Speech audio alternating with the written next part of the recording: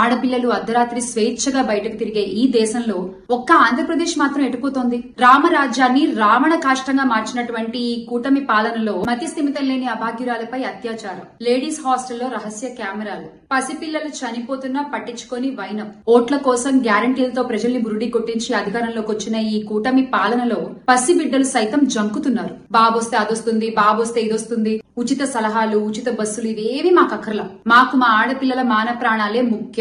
మీ సొంత జిల్లాలో ఇంత జరిగితే, ఇంత ఘోరం జరిగితే, ఒక్క 7 ఏళ్ల పాప చచ్చిపోతే మీకేం అనిపించట్లేదా బాబు గారు?